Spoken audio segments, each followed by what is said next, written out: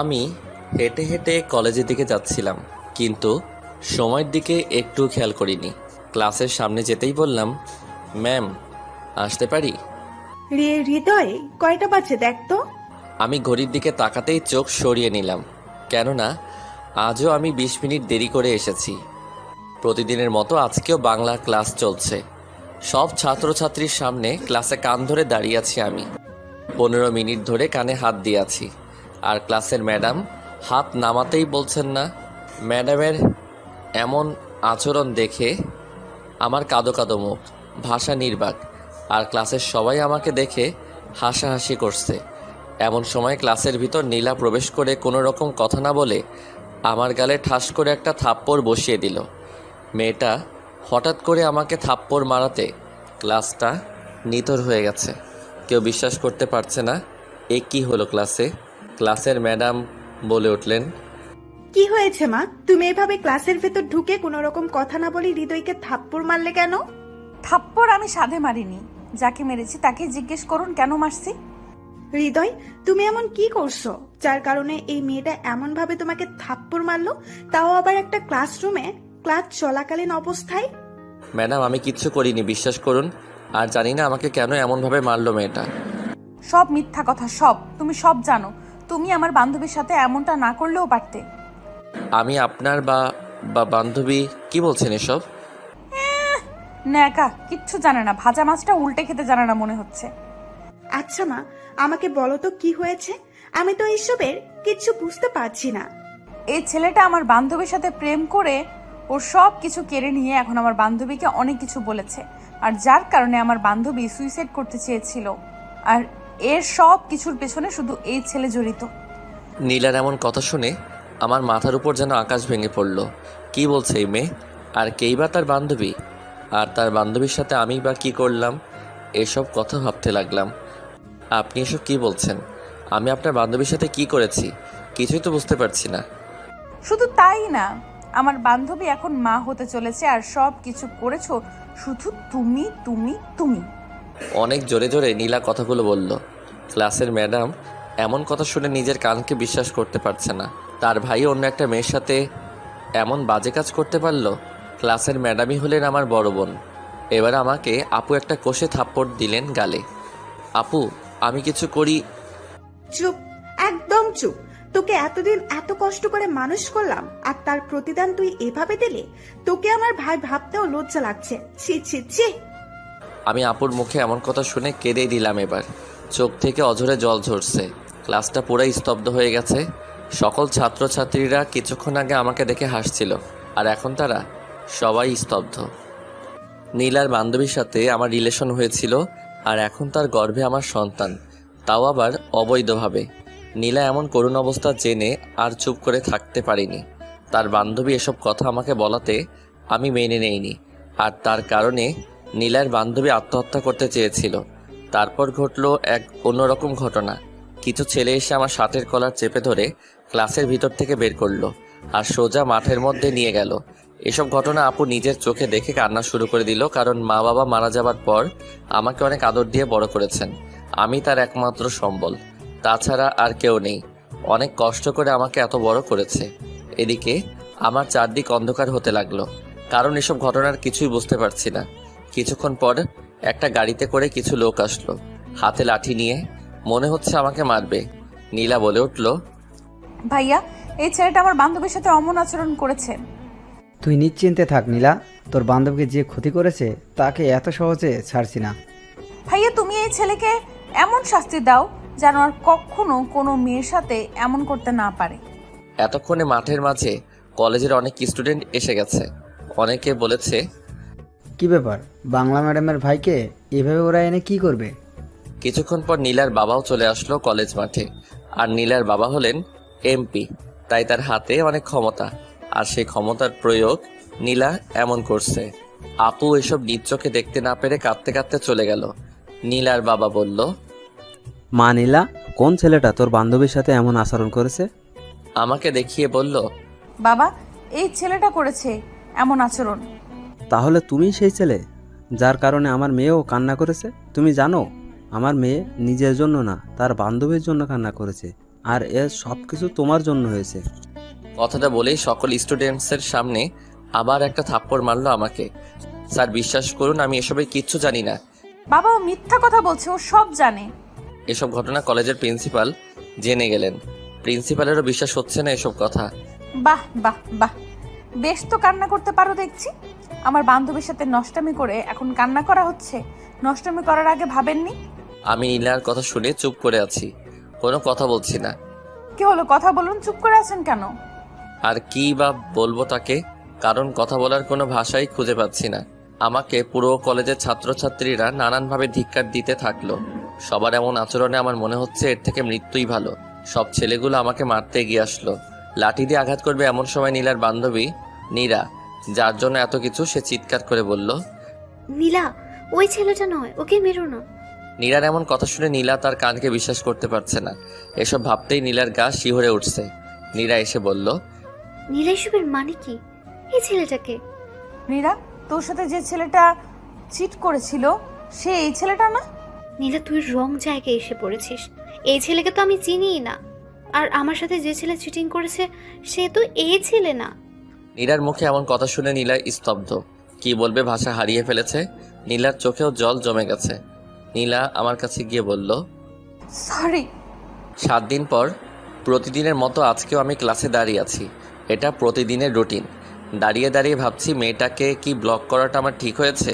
সেদিনের পর আমার কাছেও আসেনি, আর কোনো প্রকার যোগাযোগই করেনি। এসব ভাবতে লাগলাম আনমনে। এমন সময় কে যেন বলে উঠল, আসতে পারি ম্যাডাম? মেইলি কণ্ঠ, আর কণ্ঠটাও কেমন চেনা চেনা লাগছে। তারপর দরজার সামনে চোখ মেলে আমি 1000 ভোল্টেজের ইলেকট্রিক শক খেলাম, আর মনে মনে বলছি, আরে এ তো সেই মেয়েটা যে আমার কাছে ক্ষমা চেয়েছিল, আর পরে আমি ক্ষমা চেয়েছি। এমন সময় ম্যাডাম বলে উঠলেন, জি আসো। নীলা ক্লাসের ভিতরে প্রবেশ করলো আর বেঞ্চে গিয়ে বসলো। ক্লাসের সকলে ড্যাব ড্যাব করে তাকিয়ে আছে নীলার দিকে, শুধুমাত্র আমি তাকাচ্ছি না তার দিকে। সত্যি বলতে নীলা অনেক সুন্দর দেখতে, যে কোনো ছেলে পাগল হয়ে যাবে। ক্লাসের বাকি মেয়েরাও মনে হয় তার উপর ক্রাশ খেয়েছে, না হলে এভাবে তাকিয়ে থাকে। ক্লাসের ম্যাডাম বিষয়টা বুঝতে পেরে বললেন, ব্ল্যাকবোর্ডের দিকে তাকাও। ম্যাডামের কথা শুনে সবাই তাকালো ব্ল্যাকবোর্ডের দিকে।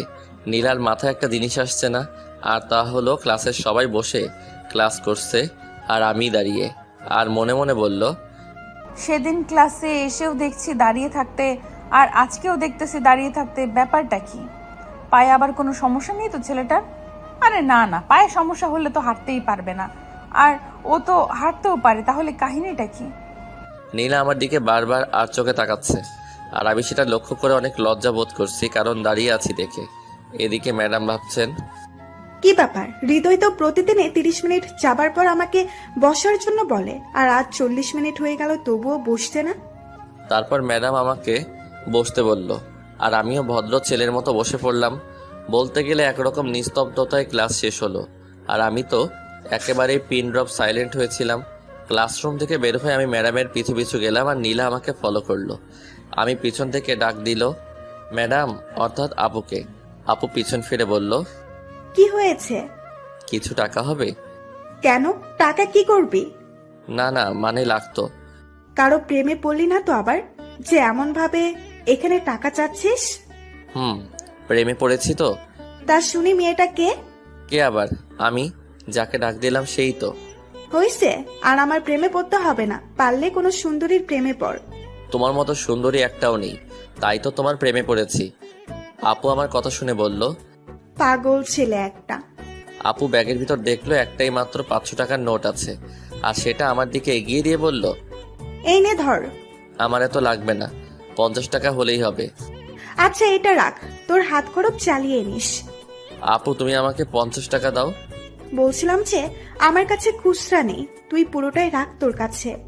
আমি আপুর কথা শুনে আপুর হাত থেকে ব্যাগটা কেড়ে নিয়ে দেখলাম ব্যাগে আর কোনো টাকা নেই, এই নোটটাই ছিল শুধু, আর সেটাই এগিয়ে দিয়েছে। আপু তোমার কাছে তো টাকা নেই, আর তবুও তুমি শেষ টাকাটা আমায় দিয়ে দিতে চাইলা। আরে পাগল, তুই তো আমার সব কিছু, তোকে দিব না তো কাকে দিব বল? না আপু, আমি এ টাকা নিতে পারবো না।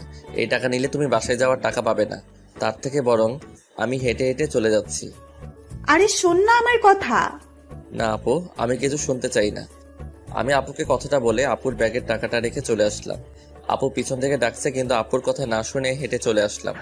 এদিকে আমাদের সব কাণ্ড দেখে ফেললো নীলা আর মনে মনে বলছে, আমি না জেনে খুব বড় ভুল করছি।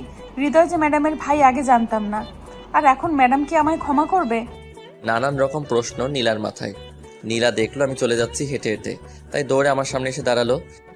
এই শোনো, দেখুন, আপনি করে বললে খুশি হব। কি বলবেন তাড়াতাড়ি বলুন, আমার অনেকটা পথ যেতে হবে। বলছিলাম কি চলো না, তোমাকে আমি নামিয়ে দেই আমার গাড়িতে করে। সরি। কেন? লাগবে না আমাকে ড্রপ করতে। আমি ছোট খোকা না যে আমাকে ড্রপ করে দিতে হবে। সরুন সামনে থেকে আমার। কথাটা বলে আমি নীলার পাশ দিয়ে জোরে জোরে হাঁটা শুরু করে দিলাম। আমি রাস্তা দিয়ে হাঁটছি, এমন সময় পিপ পিপ পিপ পিপ পিছন থেকে গাড়ির হর্নের শব্দ শুনতে পাচ্ছি, আর রাস্তার পাশ দিয়ে গেলাম। আবার কিছুক্ষণ পর একইভাবে হর্ন বাজলো। এবার আমি ভাবলাম কি ব্যাপার, আমি তো সাইড দিলাম তবুও এমনভাবে হর্ন বাজায় কেন? আমি পিছন ফিরে তাকিয়ে দেখলাম আর চমকে উঠলাম, কারণ সে আর কেউ নয়, নীলাই। পিছন থেকে বারবার হর্ন বাজিয়ে আমাকে বিরক্ত করছে। আমি রাগে কটমট করে নীলাকে দেখলাম কিন্তু কিছু বললাম না।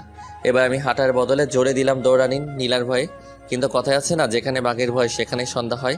নীলাও গাড়ি চালানোর স্পিড বাড়িয়ে দিল আর আমার পিছু পিছু ছুটলো এবং নন স্টপ হর্ন বাজিয়ে যাচ্ছে। আর তার হর্নের শব্দে রাস্তার পাশের লোকও কানে আঙুল দিয়ে রইল। আমি খুব জোরে দৌড়াচ্ছি আর নীলা আমার পিছু পিছু আসছে। এবার আমি একটু থামলাম আর জোরে জোরে হাঁপাতে লাগলাম বুকে হাত দিয়ে। আর হাঁপাবই না কেন, কারণ যে জোরে দৌড়ানি দিছে। আমি থামার পর নীলাও গাড়ি স্টপ করলো। আমি খুব রেগে গেলাম নীলার উপর আর নীলার কাছে গিয়ে বললাম, এই যে ম্যাডাম, কি সমস্যা আপনার? তখন থেকে পিপ পিপ পিপ দিয়েই যাচ্ছেন, তাও আবার নন স্টপ ভাবে। আমার গাড়ি আমি পি পি পি আমি বাজাইতেই পারি, তাতে তোমার কি? আচ্ছা, আপনি কি চাচ্ছেন বলুন তো? লিফট? আমি কাউকে কিছু দিতে পারবো না, সরি।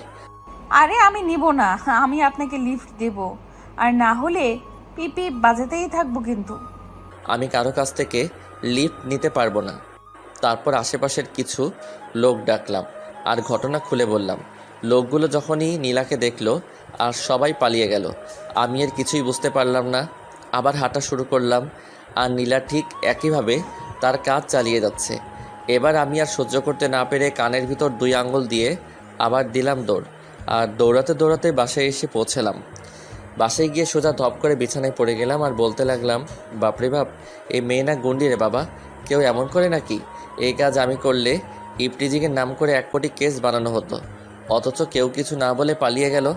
রাতের খাওয়া শেষ করে আমি শুয়ে শুয়ে আজ রাস্তায় যা ঘটে গেল তা ভাবছি আনমনে। অমনি ধপাস করে একটা শব্দ হলো ঘরের ভিতর। আমি লাফ দিয়ে বিছানা থেকে উঠে পড়লাম আর একজনকে দেখে আউ করে চিৎকার করে দিলাম। আমার চিৎকার শুনে আপু দৌড়ে ঘরে দরজার কাছে এলো। আর একটি চিৎকার দিবে এমন সময় নীলা এসে আমার মুখ চেপে ধরলো। খবরদার চিৎকার দিবে তো তোমাকে ফাঁসিয়ে দেব আর বলবো তুমি আমাকে জোর করে এত রাতে তোমার ঘরে নিয়ে আসছো। আমার মুখ চেপে ধরে আছে নীলা আর আপু ঘরের বাইরে থেকে আমাকে ডাক দিচ্ছে, কিন্তু আমি কোনো কথা বলতে পারছি না। আমি তোমার মুখ থেকে হাত সরিয়ে নিচ্ছি। তোমার আপুকে বলবা ঘরে কিচ্ছু হয়নি, বলবা খারাপ স্বপ্ন দেখেছি। যদি উল্টাপাল্টা কিছু বলো তাহলে খবর আছে। নীলার এমন কথা শুনে কি করব বুঝতে পারলাম না। তারপর বললাম, আপু কিচ্ছু হয়নি আমি ঠিক আছি। খারাপ স্বপ্ন দেখেছিলাম তো, তাই এমন চিৎকার দিছি। আমি কথাগুলো ঘরের ভিতর থেকে বললাম। ভাই, তুই একটু দরজাটা খোল প্লিজ। আমি একটিবার তোকে দেখেই চলে যাব। আমার কেমন জানি লাগছে হৃদয়, প্লিজ খোল না বাবা দরজাটা একটু। নীলা মনে মনে ভাবলো, যদি হৃদয়ের বোন ঘরে এসে পড়ে তাহলে তো সর্বনাশ হয়ে যাবে আর আমি ধরা পড়ে যাব। না, যে করেই হোক সামলাতে হবে। ওই খবরদার যদি দরজা খুলছো তাহলে মজা কাকে বলে বুঝিয়ে দেব। প্লিজ আপনি আমার ঘর থেকে চলে যান, আমি ঘরের দরজা খুলে আপুর কাছে যাব। এই তুমি কি ছোট খোকা নাকি যে আপুর কাছে থাকতে হবে? যা বলছি করবি নাকি আমি কিছু করব? এইদিকে আমি ঘরের বাইরে থেকে ভাবছি, কি হলো এখনো ঘরের দরজা খুলছে না কেন? কি হয়েছে ঘরে? হৃদয়, ওই হৃদয় ভাই, দরজাটা তো খোল। আমার ভালো লাগছে না, তোকে একটু দেখবো আর চলে যাব। কার সাথে ফিস ফিস করে কথা বলছিস? আমি মনে মনে বলছি এবার বুঝি ধরা খাই। না আপু, কই কারোর সাথে কথা বলছি না তো। আমি একাই আছি ঘরের মধ্যে, আর কেউ নাই। কেউ নাই? তাহলে তোর দরজা খুলতে কি সমস্যা? দরজা খুলবি নাকি দরজা ভেঙে ফেলবো? আমি ভাবছি, এই রে এবার আমি শেষ। আপু তো রেগে গেছে, এখন কি করি? এই মেয়ে, তোমার জন্য আজ আমার এই অবস্থা। কেন আসতে গেলে আমার ঘরে এত রাতে? বারে, আসবো না কেন? আমাকে এতদিন ধরে ঘোরাচ্ছ কেন? আমি কি করলাম আপনার সাথে? প্লিজ আপনি চলে যান, নয়তো কোথাও লুকিয়ে থাকুন। আপু যে পরিমাণ রেগে গেছে তাতে দরজা খুলতেই হবে। আমি কোথাও লুকাতে পারবো না, দরকার হলে তুমি লুকাবে। প্লিজ আপনি আমার সাথে এমন করবেন না। আপনাকে হাত জোর করে বলছি আপনি চলে যান। না, আমি যাব না এখান থেকে। অনেকটা জেদ নিয়ে বলল নীলা। আপু আবার বলে উঠলেন, হৃদয়, কি হলো? দরজাটা খুলছিস না কেন? আপনি প্লিজ কোথাও লুকান, না হলে আমি শেষ হয়ে যাব আজ। আমি অনেক অনুরোধ করে বলছি নীলাকে। এবার নীলা আমার কথা মতো খাটের নিচে লুকিয়ে পড়ল, আর আমি গিয়ে ঘরের দরজা খুলে দিলাম। আপু ঘরের ভিতর প্রবেশ করলো। কিরে, এতক্ষণ লাগে তোর ঘরের দরজা খুলতে? কার সাথে এমন ফিস ফিস করে কথা বললি? না না না, কই কারোর সাথে না, আমি তো একা একা কথা বললাম। আর কি, তুমি দেখো কেউ নেই ঘরে। কিরে, তোর কি হয়েছে? কি তুই তো কখনো তুতলাস না, আজ এমন কি হলো যে তুতলাচ্ছিস? না আপু, আমার কিছু হয়নি, তুমি যাও তো, আমি ঘুমাবো। ভাই বোনের সব কথা আমি খাটের তলা থেকে শুনছি আর মুচকি মুচকি হাসছি। তোর ঘরে কেউ একজন আছে, আমি একটু খুঁজে দেখি। আপু কেউ নেই আমার ঘরে, বিশ্বাস করো। আমি খুঁজলে তোর কোনো সমস্যা? না মানে আমার আবার কি সমস্যা? আচ্ছা, খাটের নিচে দেখি তো কাউকে পাই কিনা। বোনের মুখে এমন কথা শুনে আমার হার্ট অ্যাটাক করার মতো অবস্থা। আর এদিকে নীলাও মনে মনে বলছে, আজ আমিও গেলাম।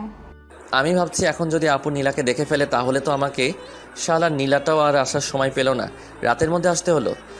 না না আপু, খাটের নিচে কেউ নেই তো। কেউ নেই? তাহলে আমি দেখলে কি সমস্যা তোর? না না, সমস্যা নেই তো, বলছিলাম কি তুমি যাও, আমি ঘুমাবো। কোনো ঘুমাঘুমি নেই, আজ ভাই বোন সারা রাত গল্প করব। কি? হ্যাঁ গল্প। আচ্ছা সর, আগে খুঁজে দেখি কে আসছিল তোর ঘরে। আপু আমার কোনো রকম কথা না শুনে খাটের নিচে লাইট মেরে দেখতে লাগলো, আর আমি করে একটা বড় চিৎকার দিলাম। আর আপু খাটের নিচে দেখলো। এত রাতে এমন রাক্ষসের মতো চিল্লাচ্ছিস কেন?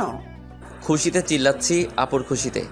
হয়েছে হয়েছে, আর ঢং করতে হবে না, অনেক রাত হয়েছে, এখন লক্ষ্মী ছেলের মতো ঘুমিয়ে পড়। আপু খাটের নিচে কেউ নেই? না, কেউ নেই, এখন ঘুমিয়ে পড়। সত্যি কেউ নেই? সত্যিই কেউ নেই। কথাটা বলেই চলে গেল আপু ঘর থেকে, আর সাথে সাথে আমি ঘরের দরজা বন্ধ করে দিলাম। আর ভাবছি কি ব্যাপার, নীলা গেল কোথায়? খাটের নিচেই তো ছিল। আমি এবার খাটের নিচে তাকিয়ে দেখলাম ঠিকই তো, নীলা নেই খাটের নিচে। তাহলে গেলটা কোথায়? আমি ভাবছি ভূত নয়তো আবার। ও আপু তুমি গেলা কেন? আমার বড্ড ভয় করছে। আমি খাটের নিচে তাকিয়ে আছি, এমন সময় নীলা আমার পিঠে টোকা দিল, আর আমি ভাবলাম ভূত, তাই আবার চিৎকার দেওয়ার আগে আমার মুখ আবার চেপে ধরে বিছানায় ধপাস করে পড়ে গেলাম। আমি আর নীলা আমার বুকের উপর পড়ে আছে, আর আমি অপলক নয়নে তাকিয়ে আছি নীলার চোখের দিকে, চোখ এক বিন্দু সরাচ্ছি না।